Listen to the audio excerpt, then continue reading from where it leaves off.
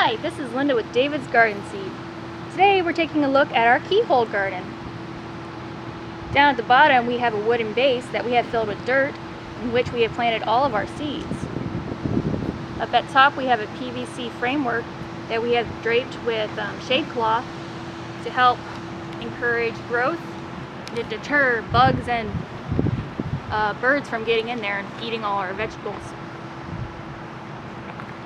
Right now we have some spinach planted in there, along with some other things that I'm not entirely sure what, but it's doing really well underneath all this shade cloth to help protect it from the sun.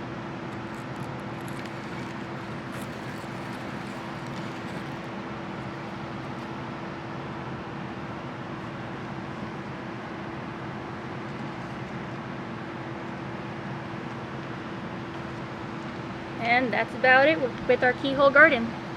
Thanks for watching!